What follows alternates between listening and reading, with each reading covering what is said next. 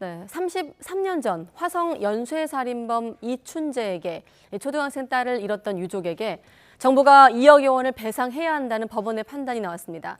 당시 경찰이 타살 증거를 숨기고 단순 실종 사건으로 꾸며서 종결하면서 오랜 기간 유족한테 고통을 줬다는 겁니다. 정작 고인이 된 부모는 이 판결조차 듣지 못했습니다. 송지은 기자입니다. 지난 2019년 화성 연쇄살인 사건의 용의자로 지목되자 살인 14건을 저질렀다고 자백한 이춘재. 이 소식에 누구보다 억장이 무너졌던 건 1989년 당시 8살이었던 김현정 양을 잃었던 가족들이었습니다.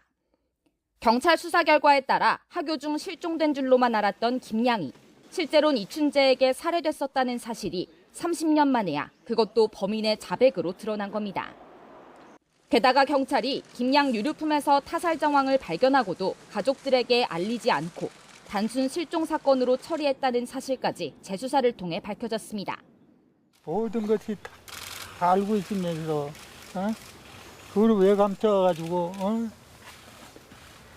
때 한 줌도 못 샀도록 맨 걸로. 하지만 공소시효 만료로 당시 수사팀의 형사 책임은 물을 수 없던 유족들은 결국 국가를 상대로 손해배상 소송을 냈습니다.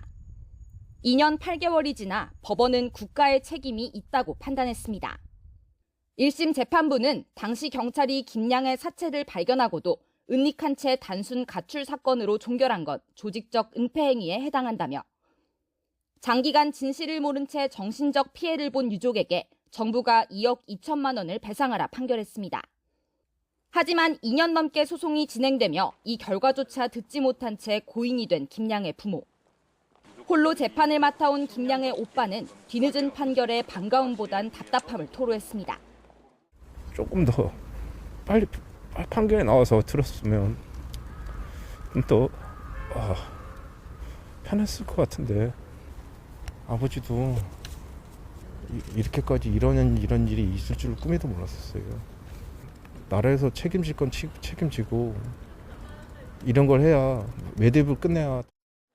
앞서 4억 원 상당의 손해배상을 청구했던 유족 측은 일부만 인정된 1심 판결에 항소할지 검토하고 있습니다. YTN 송재입니다.